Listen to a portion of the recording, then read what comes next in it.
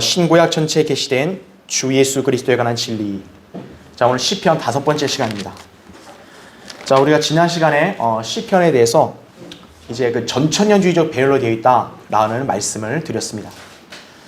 자, 그런데 그것이 이제 22, 23, 24편에만 나오는 게 아니고 이 전천년주의적 배열을 따르는 그런 다른 시편들이 있는데 바로 오늘 우리가 배울 44편부터 또 45편, 그다음에 46편, 그리고 또 이제 다음 시간에 보겠지만 47편 이르기까지 역시나 전천년주의적 배열을 그대로 따르고 있다, 이렇게 보시면 됩니다. 자, 이번 시편은 이제 어떤 경륜상의 위치에 해당되는 예언적 진리냐면, 오늘은 땅에는 대환란, 동시에 하늘에는 어린 양의 혼인식, 그리고 그 뒤에 재림, 천년왕국, 이러한 전천년주의적 배열로 순서가 되어 있다라는 것을 오늘 여러분 이 시편을 통해서 볼 수가 있겠습니다. 자, 뭐 이렇게 혹시나 이해를 돕는 차원에서 잠깐 도표를 볼게요. 자, 여기가 이제 갈보리의 십자가 그 사건이 있었다라고 이렇게 치고요.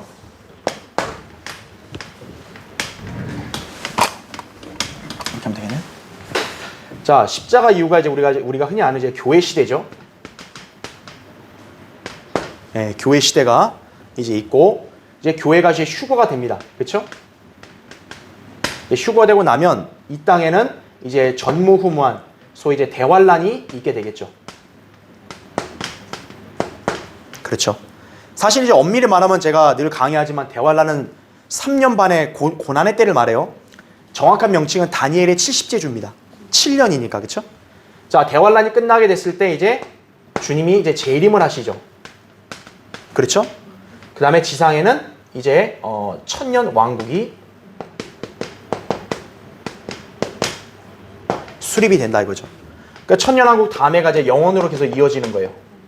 사실 이 구분이 그다지 의미가 없는 것은 천년 왕국과 영원은 나눠진다기보다는 이어진다고 보시면 돼요. 그렇죠? 자, 그래서 우리는 지난 시간에 여기가 이제 보통 십자가 이전, 여기가 초림 아니에요, 그렇죠? 제가 세대주의 강의할 때마다 말씀드렸지만 유대인들의 관점은요, 구약에서만 보기 때문에 구약의 예언에는요, 초림과 이 재림의 이 사이에 시간적 순서를 따로 두질 않아요. 그냥 초림과 재림이 같이 언급되기도 하고요. 때로는 재림이 먼저 언급되다가 초림이 언급되는 경우도 있어요. 그건 이제 우리가 다음 시간에 한번 볼 거예요. 그래서 구약의 유대인들의 관점에서는 이거를 사실 구분을 잘 못해요. 하지만 하나님께서는 이미 어때요? 이제 우리 신약 성도들을 위해서 이러한 배열까지 다 염두에 두시고 시편의 순서를 다 이렇게 정해 놓으셨다는 거죠. 그래서 우리가 지난 시간에 22편, 23편, 24편 이랬잖아요. 그렇죠? 배열이. 자, 오늘 배울 거는 44, 45편인데 그게 어디냐면, 자, 우리는 오늘 여기를 봐야 돼요. 대환란. 여러분, 대환란은 누구를 위한 고난에 따라 그랬죠? 유대인들을 위한 고난에 따라 했어요. 그래서 이 땅에서, 지상에서는 유대인들이 극심한 고난을 당합니다. 그래서 그 유대인들, 남은 자들이 고난 가운데서 어떻게 하냐면은 하나님께 부르짖는 거예요. 그렇죠. 그래서 이 대환란 때 고난 중에 있는 유대인 남은 자들의 기도가 시편에 나와요. 오늘 우리가 44편에 보면은 그 내용이 나와 있다는 거죠. 그래서 유대인들의 관점에서는 이 대환란 때에 대한 어떤 기도, 이게 44편에 나온다 이거죠. 자, 땅에선 이래요. 근데 하늘에서는 어떤 일이 있습니까? 땅은 대환란이지만 교회가 휴거됐잖아요. 그래서 하늘에는 그리스도의 심판석이 먼저 있겠죠? 그리스도의 심판석이 있고 난 다음에 이제 환란 거의 끝부분 지점, 정확히 어딘지 모르지만 환란의 끝부분에 뭐가 있냐면 어린 양의 혼인식이 있다 이거죠. 그렇죠. 그래서 오늘 볼 게 뭐냐면 바로 시편 45편이 혼인식을 말하고 있어요. 예. 45편이 혼인식. 그리고 그 다음 장인 46편에는 재림과 천년왕국이 나오는 거예요. 그러니까 이것도 역시 어때요? 전천년주의적 배열을 따르고 있다라는 거를 우리에게 알려주는 거죠. 자, 그래서 여러분이 지금 그 경륜상의 위치를, 예언적인 경륜상의 위치를 딱 여기서 보시면 되는 거예요.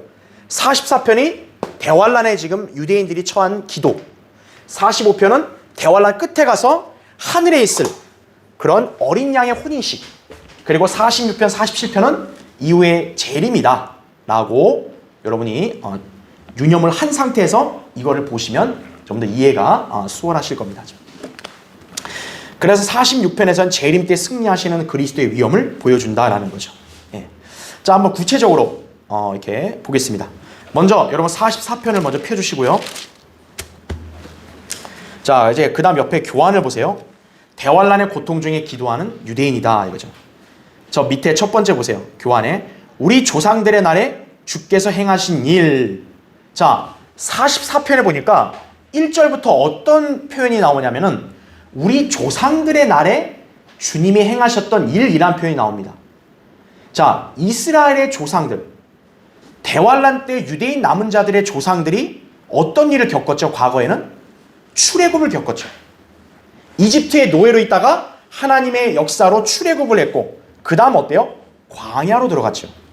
광야에서 이제 여호수아의 인도 아래 하나님이 약속한 안식의 땅으로 들어갔죠. 그러면 왜 그 일을 여기서 다시 언급하냐 이거예요. 1차적으로 볼 때는 하나님의 그런 섭리와 위대하심을 기억하자는 차원에서 언급한 건 있어요.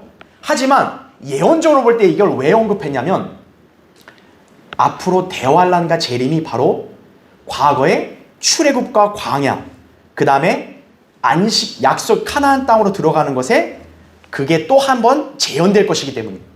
즉 다시 말하면 과거의 출애굽 광야 생활, 그 다음에 카나안 땅 진군, 그게 대환란 때 다시 한번 어떻다는 거예요? 반복이 된다는 거예요. 그래서 광야와 출애굽은 바로 하나의 예표가 되는 거예요. 환란을 통과하는 유대인들의 예표가 된다는 거죠. 그래서 출애굽 때와 여호수아 정복 전쟁 때 일어난 사건들을 그래서 여기 나타내는 거예요. 자, 우리가 여기서는 지금 안 보지만 나중에 보겠지만 시편 78편에는요 과거의 사건을 비유로 말한다 그래요. 78편을 보면은 과거의 사건에 대해서 비유로 말한다 그랬어요. 난해한 말을 비유로 말한대요. 그러면서 뭐가 나오냐면 이스라엘의 역사가 쫙 나와요. 그들이 어떻게 출애굽이 되고 어떻게 광야에서 하나님 불평했다가 시험을 했다가 또 진노를 샀고 이런 게 다 나옵니다. 그러면 그거를 왜 비유로 썼냐면 이제 그와 똑같은 상황이 대환란 때 다시 한번 예언적으로 재현되기 때문이에요. 그래서 뭐라고 또 시편에서 말하냐면 이제 장차 환란 때 유대인 남은 자들에게 너희는 너희 조상들처럼 하나님을 시험하지 말라고 말해요. 즉 출애굽 때는 어땠어요? 광야에 있을 때는 유대인들이 하나님을 시험하고 불평했잖아요. 결국 그래서 어때요? 대다수가 여호수아 칼렙 20세 이하 이 사람 빼고는 나머지는 다 어땠어요? 다 광야에서 죽어버렸죠. 안식의 땅으로 못 들어간 거예요. 구원을 잃어버린 거예요. 그 사람들은. 바로 그와 같은 맥락으로 대환란 때도 어때요? 끝까지 믿음, 하나님의 약속을 붙들지 않고 그 사람들처럼 하나님을 대적하고 시험하면 어떻게 된다는 거예요? 망한다라는 거죠. 그러니까 대환란 때 처한 유대인들이 바로 그것을 견디기 위해서는 너희 조상들이 과거에 겪었던 그거를 기억하라는 거예요. 예. 그런 차원에서 여기서 다시 한번 이 말씀을 암시하고 있는 거다 이거죠. 자, 밑에 두 번째 보세요. 대환란 때 이스라엘은 그들의 원수들에게 미움을 받게 될 것이다 그랬어요. 44편 9절에 보니까 정확히 나오죠. 그러나 주께서 우리를 버리셨고 수치를 당하게 하셨으며 우리의 군대들과 함께 진군하지 아니하시나이다. 이렇게 9절에도 말씀하고요. 또 11절을 보니까 주께서 우리를 잡아먹힐 양처럼 내어주셨고 이방 가운데 우리를 흩으셨나이다 라는 그런 말씀을 기록하고 있습니다. 즉 하나님께서 지금 이스라엘을 보호하는 게 아니라 버린 거예요. 그 절정이 이제 대환란 때 가서 이루어지는 거죠.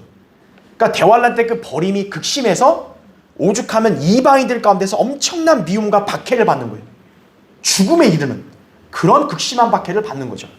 그러니까 유대인들은 지금 자신들이 앞으로 이런 상황에 처했을 때 이런 기도를 한다는 거죠. 주님이 우리를 내버리셨고 그래서 우리 이렇게 흩어졌습니다. 이게 예언적으로 언급하는 거예요. 자, 밑에 보세요. 괄호 1번. 이 내용들이 단순히 재판관 때 이방인 압제라고 볼 수 없는데 이 시편의 표제가 코라의 아들들을 위하여라고 되어 있기 때문이다 라는 거죠.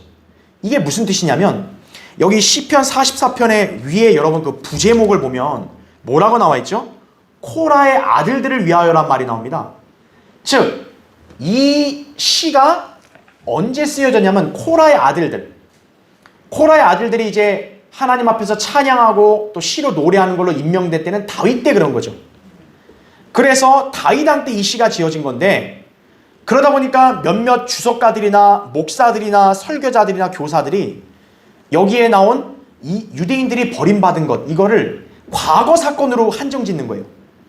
즉 재판관계에 보면 실제 유대인들이 배교해서 어떻게 됩니까?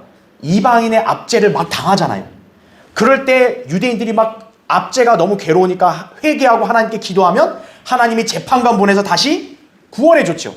그러다 유대인들이 또 반역하고 배신하면 어떻게 돼요? 하나님이 또 이방인한테 압제당하게 하고 그런 사건이 있었기 때문에 이때 재판관 시대에 압제당하던 그때가 아니냐 이렇게 해석하는 사람들이 있다라는 거예요. 하지만 그거는 예언을 잘 모르는 사람들이 하는 소리예요. 왜냐하면 이 시는 재판관 때 쓰여진 게 아니고 다윗 왕 때 쓰여졌다라는 거죠. 이미 재판관 시대 훨씬 지난 거예요. 자, 밑에 괄호 2번 보세요. 그러면 다윗 왕 통치 시기를 볼게요. 여러분 다윗 왕이 통치했을 때는 이스라엘이 전성기였잖아요. 이방인에게 압제당한 적이 있어요, 없어요? 없어요. 그러면 이 시는 다윗 때에 해당되는 것도 역시 아니라는 거죠. 따라서 이것은 예언적인 묘사예요. 특히 이방 가운데 우리를 흩으셨나이다 라는 말씀은 곧바로 신명기 28장과 연관된다 그랬어. 신명기 28장은 복과 저주라는 아주 극단적인 조건이 나오는 장이에요. 즉 하나님께서 이스라엘 백성과 언약을 맺을 때요 조건을 내민 거예요. 너희가 내 말에 경청하고 내 음성에 복종하고 율법을 실행하면 하나님이 너희들에게 엄청난 복을 주고 너희를 존귀하게 해준다. 그러나 반대로 너희가 내 말에 경청하지 않고 불순종하면 내가 너희를 비참하게 만든다라는 거예요. 그게 신명기 28장의 핵심 주제예요. 그래서 하나님을 잘 믿고 섬길 때 받는 복에 대해서는요 신명기 28장에 14구절밖에 없고 하나님을 배반했을 때 받는 저주에 대해서는요 무려 50몇 구절이 있는 거예요. 그러니까 왜 그럴까요? 인간의 본성은요 하나님을 잘 따르기보다는 하나님을 거역하고 배반하는 게 더 강한 거예요. 그러니까 성경에서 그걸 더 엄중하게 경고하는 거예요. 이러지 말라고. 하지만 이스라엘은 실제로 어떻게 했습니까? 하나님을 거역하고 배반했죠. 그래서 신명기 28장에 나온 그 저주들을 이스라엘은 다 받은 거예요. 가장 먼저 받은 게 뭐냐면 바빌론 포로죠. 그들 나라가 진짜 망하고 이방 나라인 바빌론에게 완전히 속국으로 돼가지고 사로잡혀갔죠. 물론 다시 돌아왔어요. 그러나 이후에도 어때요? 메시아를 거절함으로써 그들은 뿔뿔이 흩어졌죠. 그리고 1939년부터 45년 사이 히틀러에 의해서 600만 명이나 죽죠. 유대인들이. 정말 그 참상에 대해서요 신명기에서 정확하게 예언해놨어요. 하나님을 거역하고 배반했을 때는 이러한 벌을 받는다라는 것. 그게 정확히 이루어진 거예요. 그러니까 지금 여기서 나온 말씀도 뭐냐면 바빌론 포로를 얘기할 때 바로 하나님을 거역하면 이방 가운데 흩은다라는 거죠. 예. 그리고 실제로 그게 됐다라는 거죠. 그러니까 만약에 이 시를 다윗 왕 때 쓰여졌기 때문에 다윗 시대로 맞춘다면 여기에 이방인에게 흩어진다는 말은 바빌론 포로의 예언에 맞겠죠. 그러면 그것도 일단 다윗 입장에서 예언한 거 아니에요. 대단한 거죠. 그러나 바빌론 포로만이 아니라 이거는 장차 앞으로 대환란 때 유대인들이 당할 고난을 다시 한번 이중적으로 예언하고 있다. 이렇게 보시면 되는 거예요. 자, 왜 그런지 볼게요. 바로 3번. 자, 대환란 때에 대한 예언이라고 한 이유가 있어요. 여러분 거기 19절 한번 보세요. 44편 19절.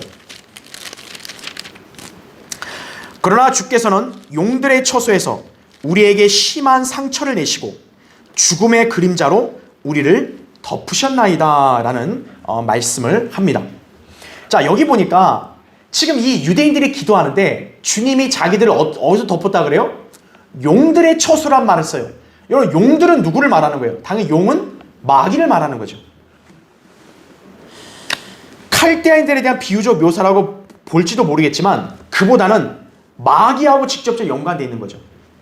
왜냐하면 실제로 대환란 때 바로 마귀인 적그리스도에 의해서 유대인들은 극심한 박해를 당하고 상당수가 죽잖아요. 그렇죠. 그렇기 때문에 이게 대환란에 대한 예언이 더 정확하다 이렇게 볼 수 있는 거죠. 자, 대환란 때 적그리스도 자신이 마귀고 끝없이 깊은 구렁에서 누가 올라옵니까? 초자연적인 짐승들이 계시록 9장에 보면 올라온다 그랬잖아요. 그렇죠? 예. 이런 계시록 9장 봐서 알죠? 끝없이 깊은 구렁에서 이제 메뚜기 같은 그런 존재들이 올라온다. 바로 그런 용들이 유대인들을 극심하게 괴롭히고 박해한다라는 거죠. 예. 그래서 이 19절에 있는 말씀을 근거로 볼 때 여기에 있는 예언이 단순히 과거의 그런 포로된 예언이 아니라 대환란의 예언에 더 근접하다 이렇게 볼 수 있겠습니다. 자, 세 번째 보세요. 교환에. 자, 이런 극심한 대환란 가운데서 자, 이제 유대인들은 그러면 어떤 반응을 보일까요? 유대인들 상당수가 이제 믿음을 저버리고 적그리스도에게 살라고 굴복하는 자들도 있겠죠. 그 사람들이 이제 구원을 잃어버리는 거고, 유대인 남은 자들은 이제 적그리스도의 박해로부터 피하겠죠. 그런데 그들은 말 그대로 사면 초과에 처하게 되는 거예요. 유대인들은. 여러분, 얼마나 괴롭겠어요. 여러분, 사람이 사면 초과에 딱 서게 되면 어때요? 정상적인 사람이면 하나님을 찾겠죠. 바보 같은 사람만 부처니 엄마니 이런 사람 찾겠죠. 엄마야 부처니 이러겠지만 정상적인 사람은 하나님을 찾는 거예요. 하나님 왜 내 이대로 되는데 나를 놔두십니까? 일반적인 인간도 그러는 거죠. 하물며 하나님의 백성인 유대인들이 어떻겠어요? 그들이 자기들의 하나님을 안 찾겠어요? 찾겠죠. 자, 그게 바로 23절부터 나오는 거예요. 거기 23절을 보면요. 자, 23절에 이렇게 나옵니다. 오 주여 깨소서, 어찌하여 주무시나이까? 일어나소서, 우리를 영원히 버리지 마소서. 어찌하여 주의 얼굴을 가리시며 우리의 고난과 압제를 잊으시나이까? 라고 말하고 있죠. 주의 얼굴을 가리신 거는 교회 시대부터 된 거예요. 왜냐하면 교회 시대 그들이 메시아를 거부했기 때문에 하나님은 일시적으로 유대인들에 의해서 얼굴을 가려버리셨어요. 그래서 지금은 어때요? 하나님이 유대인을 경륜으로 다루는 게 아니고 교회를 다루고 있는 거죠. 주님이 얼굴을 가리신 거죠. 대환란 때도 마찬가지라는 거예요. 예. 그들에게서 일단 얼굴을 가리시는 거예요. 그런 와중에 남아있는 자들이 믿음을 지키면 이제 주님이 그들에게 나타나시는 거죠. 그렇죠? 우리의 혼은 진토에 구부러졌고 우리의 배는 땅에 붙었나이다. 일어나 우리를 도우소서, 주의 자비하심으로 우리를 구속하소서, 이거죠. 바로 이렇게 기도를 하는 것입니다. 자, 교환을 먼저 볼게요. 그래서 밑에 괄호 1번. 하나님께서는, 여러분 하나님이 진짜 주무시나요? 하나님 막 코를 골고 주무실까요 지금? 아니죠. 근데 왜 여기서는 지금 이 사람들이 하나님이 주무신다 그랬을까요? 그것은 그들을 버려두고 그들을 향해 얼굴을 돌리지 않으시기 때문이다, 그죠? 바로 지금 유대인들이 그런 상태인 거예요. 그래서 하나님께서는 그 현재 그 유대인들에 대해서만큼은 하나님께서는 지금 잠자고 있는 것처럼 그렇게 보이신다라는 거죠. 자, 괄호 2번 보세요. 대환란 때 그 버림받은 상태는 극에 달할 것이다, 이거죠. 하지만 그들은 회개로 기도할 것이며 하나님께서는 들으시고 그분의 얼굴을 그들에게 돌리실 것이다, 이거죠. 대환란이 끝까지 가는 게 아니죠. 3년 반의 고난이 있지만 남아있는 유대인들이 끝까지 믿음을 지키고 하나님을 바라면 어떻게 돼요? 하나님께서 그들에게 이제 나타나시는 거예요. 그리고 이제 마침내 재림하시면 어떻게 됩니까? 그 유대인들을 위해서 적그리스도의 군대와 이방 민족들을 대항해 싸우신다라는 거죠. 유대인들의 기도가 그 순간에는 어떤 침묵만 흐르고 반응이 없는 것처럼 보이지만 주님은 결국 예언대로 응답하신다는 거죠. 예. 자, 그게 지금 시편 44편에서 전개되고 있는 내용이다, 이런 거죠. 그래서 괄호 3번 보세요. 그리하여 재림 때 이스라엘은 마침내 승리하고 온종일 하나님을 자랑할 것이다 그랬어요. 여러분 거기 44편 한번 5절 보세요.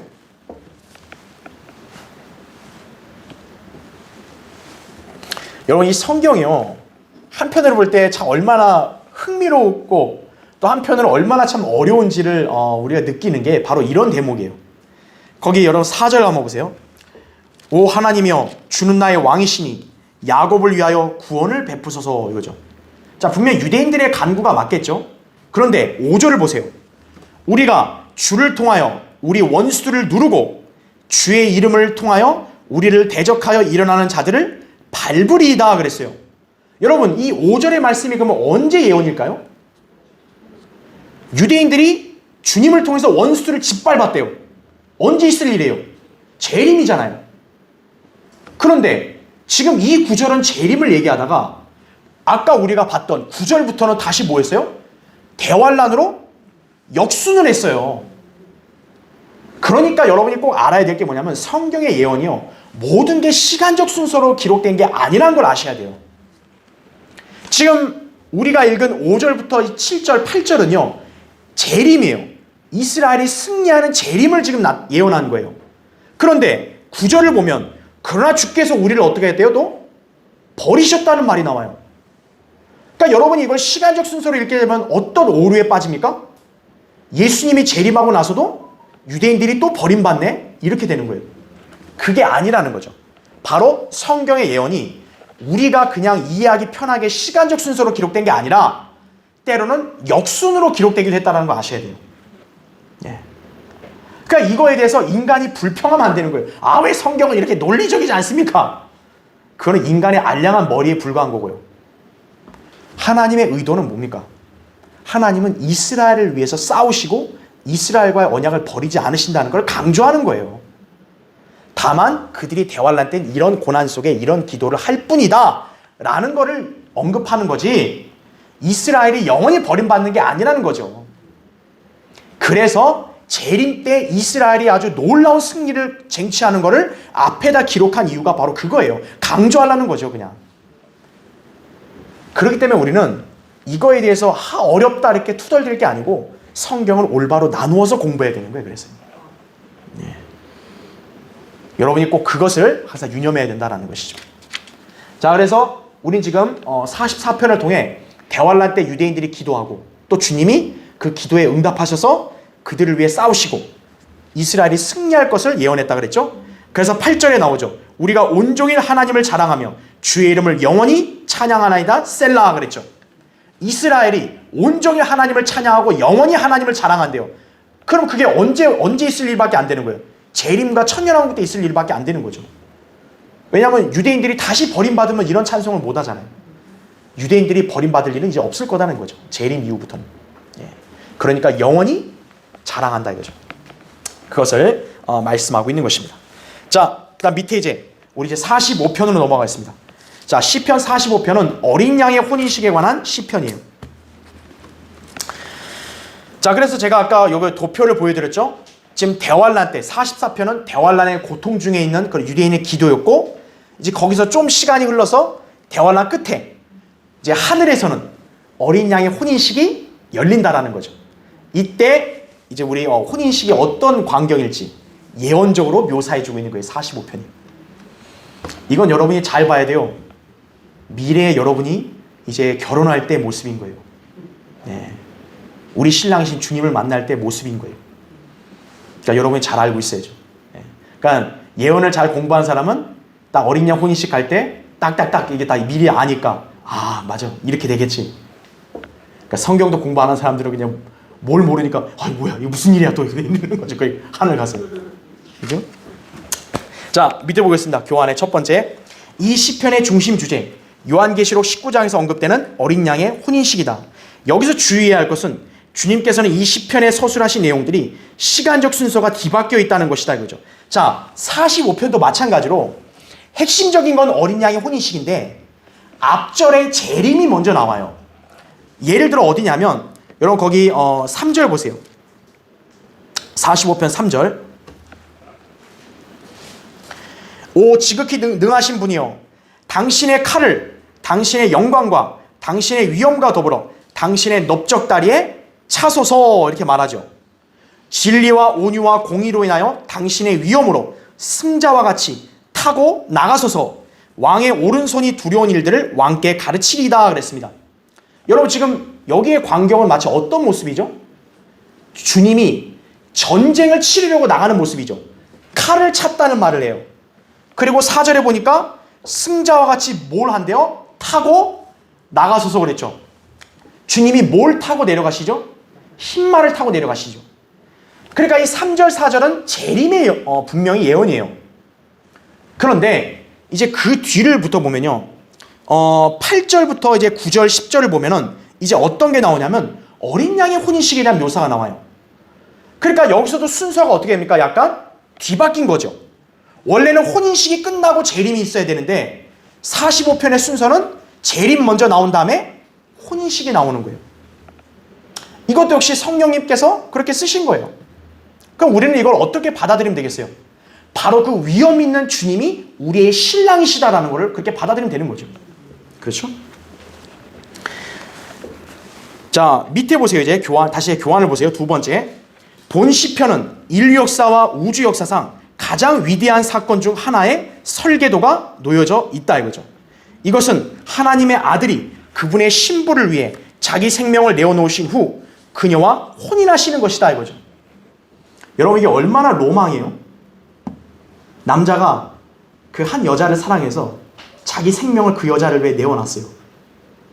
그리고 나서 어때요? 마침내 그 여자를 아내로 맞이하는 거예요. 정말 엄청난 로망이죠. 네.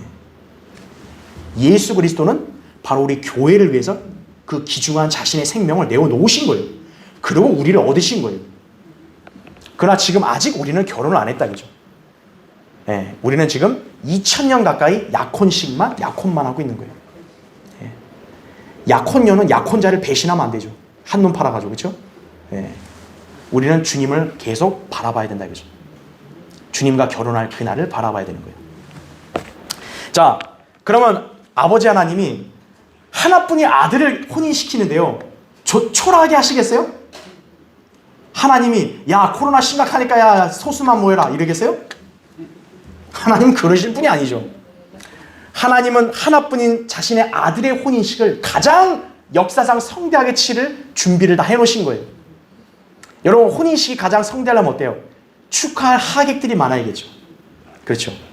그런데 하나님이 사람이 궁하다고 마귀의 자식들까지 데려와서 야 니들도 축하해라 그러겠어요? 하늘에는 결코 마귀의 자식들이 못 오죠. 하늘의 어린 양의 혼인식의 하객들은 누구냐? 바로 하나님의 가족들 뿐이에요. 그 하나님의 가족들은 인류 역사를 통해서 구원받은 성도들이에요. 바로 그들을 누구라고 표현하냐면 에베소 3장 15절에 보면 하나님의 가족이라고 표현합니다. 그러니까 하나님께서는 왜 매 시대마다 그런 경륜을 세우시고 왜 구원받은 사람들을 부르시고 했냐? 궁극적으로 하나님의 아들을 혼인시킬 때 그 모든 걸 다 안배하신 거예요. 하나님은요. 하나님의 깊은 그 지혜와 생각을 누가 감히 따라올 수 있겠어요? 그렇죠. 네. 그래서 이 가족은 교회 시대 성도들에게만 국한되지 않아요. 자, 뒷페이지 보세요.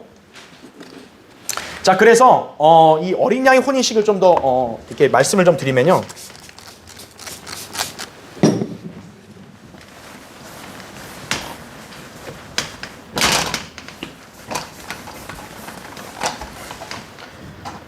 자,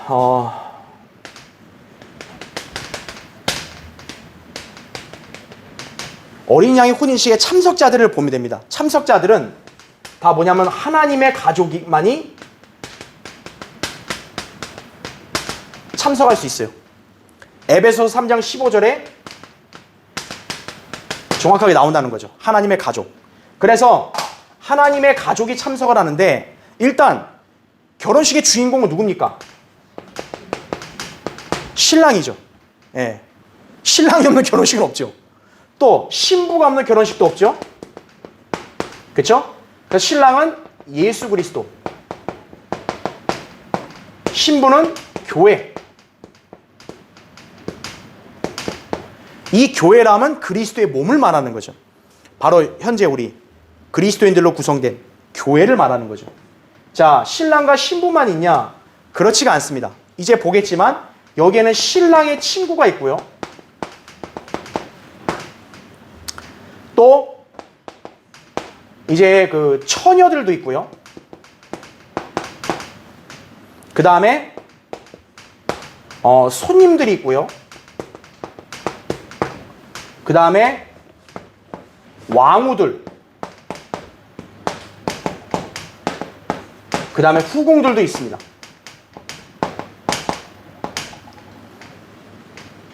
그러니까 신랑은 예수 그리스도, 신부는 교회인데 하객들이 어떻게 구성되어 있냐면 바로 이러한 부류로 구성되어 있다는 거죠. 예. 한번 여기서 이제 하나씩 이제 살펴보면서 다시 한번 정리를 할게요. 자, 교환을 보세요. 메뉴에 괄호 1번. 하나뿐인 자.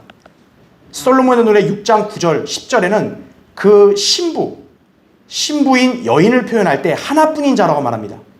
즉 예수 그리스도는 오직 신부가 한 명인 거예요. 에베소 4장 4절에 보면 한 몸이라 그랬고요. 곧 매우 값진 진주라고 표현합니다. 마태복음 13장 46절에. 왜 그러냐면 이 상인이 이 진주를 모든 값을 치러서 샀다 그랬어요. 구입자가 자기의 모든 소유를 팔았다 그랬어요. 예수 그리스도는 자기의 모든 소유, 생명을 다 내어놓아서 우리를 구원했잖아요. 우리를 구속했잖아요. 고린도서 8장 9절이나 고린도서 6장 20절에 나오죠. 그녀는 신부, 곧 교회입니다. 그래서 이 교회를 어떻게 표현하냐면 그 교환에 나오죠. 고린도서 11장 2절에 바울이 이렇게 고백해요. 이는 내가 경건한 질투로 너희에게 질투를 느낌이라. 내가 너희를 한 남편에게 정혼시켰나니 이는 한 순결한 처녀로 너희를 그리스도께 바치려는 것이라. 이렇게 말씀하고 있습니다. 여기 보면 바울이 구령한 그 성도들, 그리스도인들을 다 한데 모아서 뭐라고 표현하고 있죠? 순결한 처녀. 하나요, 하나. 처녀라고 표현하고 있는 거예요. 자, 여러분 거기 순결한 처녀라는 걸 잘 기억해 두세요. 왜 그러냐면 이거를 일반 교회들이 모르다 보니까 마태복음 25장의 열 처녀들을 교회로 착각하는 거예요. 교회는 처녀들이 아니에요. 교회는 처녀예요. 순결한 처녀, 단수라고요. 신부는 하나라는 거죠. 자, 밑에 보세요. 괄호 2번. 자, 그럼 신랑은 누굴까요? 왕이신 영광의 주겠죠. 예수 그리스도십니다. 누가복음 5장 33절 35절에 예수님은 자신을 신랑으로 비유하셨죠. 또 시편 19편 5절에도 신랑은 태양방에서 그렇죠. 태양은 신랑방에서 나오는 강한 남자 같다고 말합니다. 태양을 예수 그리스도를 상징한다 그랬잖아요. 그분을 신랑이라고 얘기하죠. 네, 그렇죠? 그러면 괄호 3번. 이제부터 여러분이 잘 알아야 될 부류들이 나와요. 신랑의 친구가 누굴까요? 요한복음 3장 29절에 보면 침례인 요한이 자기를 신랑의 친구라 그래요. 바로 침례인 요한으로 대표되는 사람들을 보면 되겠죠. 누가복음 16장 16절에 보면 예수님께서 구약을 정의할 때 율법과 선지서라고 말하면서요. 그 침례인 요한까지라고 말합니다. 다시 말하면 침례인 요한은 율법 시대에서 선지자 중에 마지막 선지자였던 거예요. 그래서 예수님이 침례인 요한이 여자들 중에 태어난 사람들 중에 가장 복이 있다고 말한 게 뭐냐면 구약의 사람들 중에서 예수님을 직접 본 사람이니까요. 그러나 하나님의 나라에서는 가장 작은 자보다 더 작다 그랬죠. 왜 그럴까요? 침례인 요한이 아무리 예수님을 직접 봤어도 사랑받는 신부가 아니기 때문에 그런 거예요. 결혼식에서는 신부가 가장 존귀한 거지 신랑의 친구는 아니죠.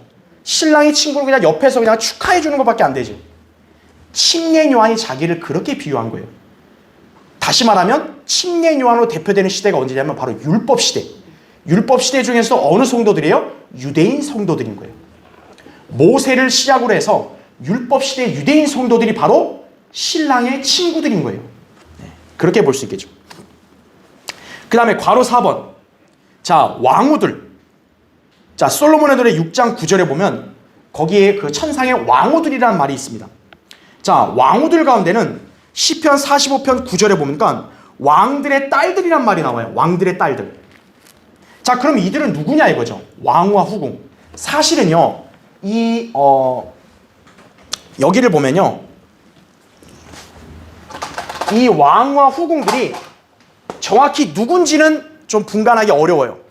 딱 누가 정해지기 어려워요. 그런데 표현을 보면 여러분 왕후라는 것은 어떤 약간 왕족 계통의 몇몇 사람들을 또 떠오르면 되잖아요. 그럼 이들은 누구를 말하냐? 바로 율법 이전에 율법 시대 우리가 모세 있기 율법 이전 있죠. 창세기부터 시작해서 그렇죠? 그때 바로 누구를 얘기할 수 있냐면 구약 성도들을 얘기할 수 있다는 거죠. 왜냐하면 여기에 왕후들이 있으면 왕족 계통이 있어야 되잖아요.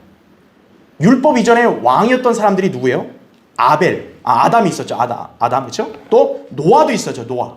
아브라함도 있죠. 또 요셉은 그런 제2의 통치자였잖아요.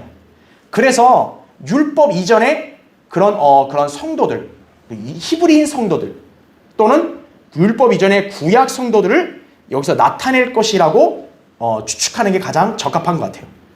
물론 제가 이거 얘기하는 거는 이 왕후는 정확하게는 몰라요. 그렇지만 가능성을 볼 때는 어쨌든 구원받은 성도들이어야 되니까 율법 이전에 그런 구약 성도들을 나타내는 게 아니냐 이렇게 볼 수 있는 거죠. 그러면 밑에 괄호 5번 후궁들을 누굴까요? 후궁들.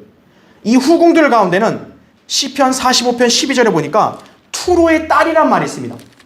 여러분 투로는 완전 이방인이잖아요. 그렇죠?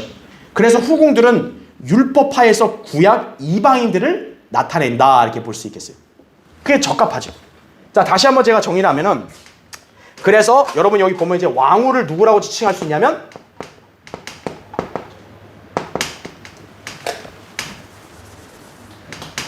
율법 이전의 구약 성도들 이렇게 볼 수 있겠고요. 그러니까 뭐 아브라함, 셋, 노아, 뭐 이렇게 이삭, 야곱 이런 왕후들이라 볼 수 있겠고 후궁들은 누구라냐면 바로 아까 신랑의 친구들은 율법 시대의 유대인들이라 했죠. 그럼 율법 시대에는 유대인만 있는 게 아니잖아요. 누구도 있어요. 구원받은 이방인들도 있을 거 아니겠어요. 바로 그 후궁들이 율법 시대의 이방인들이다 이렇게 보시면 되는 거죠. 이게 적합하다 이렇게 보시면 된 거죠. 그리고 제가 아까 얘기했던 신랑의 친구는 율법 시대의 유대인들이다 이렇게 보시면 되겠습니다. 자, 그러면 처녀들과 손님들은 누굴까요? 지금 여기 보면 구약의 율법 이전 율법 시대 구원받은 성도들 다 나왔죠. 교회 시대의 성도 있죠. 그러면 이제 어느 시대 구원받은 성도들이 있어야겠어요? 구약과 교회 시대 지났으니까 그 다음 시대 어디요? 대환란이겠죠. 그래서 이 처녀들과 손님들은 대환란 때 구원받는 사람들이에요. 그러면 처녀들은 누굴까요? 바로 환란 유대인 성도들을 말하겠죠. 대표적으로 마태복음 25장에 10처녀 비유가 나오죠. 10처녀들 중에서 5처녀는 기름을 잘 간직해서 신랑을 맞이했지만 나머지 5처녀는 기름을 상실해서 어때요? 신랑을 맞이를 못했죠. 행위로 구원을 얻는 사람들, 잃어버린 사람들이 나눠졌죠. 바로 그 10처녀들이 환란시대 유대인들이라는 거죠. 그러니까 마태복음 25장은 대환란 때 유대인들에게 해당되는 거지 교회에게 해당되는 게 아니라는 거예요. 이 어리석은 교회들은 처녀라는 말을 다 교회에다 적용시키는 거예요. 죄다. 그래서 오류가 나오는 거예요. 처녀들은 환란시대 유대인 성도들이다 이거죠. 그러면 손님들은 누굴까요? 환란시대 유대인이 아닌 누구겠어요? 이방인 성도들이 되겠죠. 그렇죠. 이렇게 정의해 볼 수 있겠습니다. 자, 그래서 그 교환에 거기 나온 내용들이 그거예요. 예. 바로 6번에 손님들은 혼인의 증인들이 되라고 휴거 때 부르게 될 환란시대 이방인들이다. 아무도 셀 수 없는 큰 무리를 이룰 것이다 그랬죠. 예. 그 다음에 괄호 7번 처녀들 주님이 혼인잔치에서 돌아오시기를 기다리는 환란 끝의 유대인들 또 혼인식 때 보좌로 끌려 올라가는 14만 4천 명의 동정들을 나타낸다라는 거죠. 그러니까 여러분이 기억해야 될 게 환란 때는 두 부류가 있는 거예요. 14만 4천 명의 동정들은 환란 끝에 휴거가 돼요. 그래서 이 어린 양 혼인식에 참석을 할 수 있고요. 그게 아니고 다른 유대인 성도들 가운데는 휴거되지 못해도 지상에서 끝까지 믿음을 지키면 어떻게 됩니까? 이제 왕국으로 유입이 되는 그런 유대인들도 있는 거예요. 그러니까 그걸 나눌 수 있어야 됩니다. 그렇죠? 네. 자, 그래서 괄호 8번을 보시면 자, 이 모든 것이 정확하게 올바른 건 아닐지도 모르지만 이 말이 왜 나왔냐면 아까 왕후와 후궁 때문에 그래요. 율법 이전에 그 쉽게 말하는 아담, 셋, 노아, 아브라함 이 세대와 율법 시대 구원받은 이방인들, 이들이 어느 부류에 속할지는 정확히 모르지만 그러니까 우리 근거를 따져봤을 때는 저게 더 적합하다는 거죠. 그렇죠? 왜냐하면 위상이 다르잖아요. 아무리 아브라함과 이삭, 야곱이 이전 사람이라 해도 그 사람들은 택함받은 사람들 아니에요. 이방인들하고는 차원이 다르니까 왕후가 되지 않을까 이렇게 볼 수 있는 거죠. 자, 이것으로 모두 하나님의 가족이 구성된다라는 거죠. 자, 괄호 3번 보세요. 그래서 이 신부, 분명히 많은 사람들이 있지만 그 결혼의 피날레는 누굽니까? 신랑과 신부겠죠. 자, 괄호 3, 그 밑에 3번 보면 그녀의 옷, 신부의 옷이 뭐로 수놓았다 그럽니까? 금으로 수놓았다 그래요. 그런데 우리가 요한계시록 19장에 보면 세마포가 성도들의 의라 그랬습니다. 그럼 뭐가 안 맞는 거 아닙니까? 여러분 오해할 수 있는데 그게 아니고 이거는 단순히 뭐냐면 입은 옷이 안에 있냐 바깥에 있냐 차이라고 보면 돼요.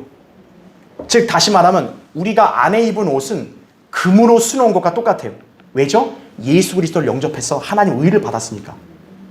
하나님이신 그분이 우리 안에 계시기 때문에 우리는 안은 금으로 수놓은 것과 똑같아요. 하지만 그리스도인이 구원만 받은 걸로 끝나면 안 되죠. 자기가 행위로 섬김을 하면 세마포를 만들어서 바깥에다 입는 거죠. 그러니까 안은 금이지만 밖의 옷은 세마포, 우리 성도들의 의가 된다는 거죠. 그렇게 차이를 구분하시면 되는 거예요. 그러니까 어쨌든 왕이 볼 때는 나의 신부는 금으로 수놓은 거예요. 왜냐? 겉옷이 아니라 원래 진짜 안의 옷은. 그렇죠? 밑에 네 번째, 왕의 이름, 모든 이름 위에 있는 이름이다 이거죠. 빌립보서 2장 9절에 나온 대로. 그러므로 백성이 왕을 영원 무궁토록 찬양할 것이다 이거죠. 이것이 바로 그 왕국과 권세와 영광이 영원토록 아버지의 것이옵니다. 아멘이라고 성경이 말하는 이유다라는 거죠. 이제 재림하시면 예수라는 이름이 온 땅에 가장 높이 올라갈 거예요. 지금은 예수라는 이름을 얼마나 인간들이 깔봐요. 그렇죠? 얕잡아보고. 그러나 그때는 예수라는 이름이 가장 높은 거예요. 그래서 여기 나온 대로 왕의 이름이다 이거죠. 모든 이름에 있는 이름이다라는 거죠. 그래서 백성들은 시편 72편 15절에 나온 대로 왕을 영원무궁토록 찬양해야 돼요. 예. 찬양 안 하면 어떻게 돼요? 멸망하는 거예요. 그때는. 자, 마지막 다섯 번째. 한편 어린 양의 혼인식 이후에는 주님께서 재림하셔서 아마겟돈 전쟁에서 승리하실 것이다. 자, 이거 아까 제가 3절 4절 읽었죠. 이게 바로 시간적으로 거꾸로 됐다 그랬죠. 예. 바로 그건 제가 아까 이유를 설명했기 때문에 그냥 여러분이 이것만 보시면 돼요. 자, 그래서 오늘 우리는 이 시편을 통해서 예언적 순서를 본 거예요. 44편, 45편이 대환란 때 지상의 유대인들의 기도에서 45편으로 가면 어린 양 혼인식에 대한 예언이 나오고, 그리고 바로 끝나면 재림이 이어지는 전천년주의 구도를 그대로 이 시편에 다시 한번 보여주고 있다는 거죠. 그래서 46편을 보면 이제 재림하셔서 전쟁을 치르는 예수 그리스도가 묘사가 돼요. 그러니까 여러분이 이걸 보면 딱 배열이 너무나 절묘하잖아요. 그렇죠? 자, 46편을 봐야 되는데 시간 관계상 이건 다음 시간에 우리가 보도록 하겠습니다.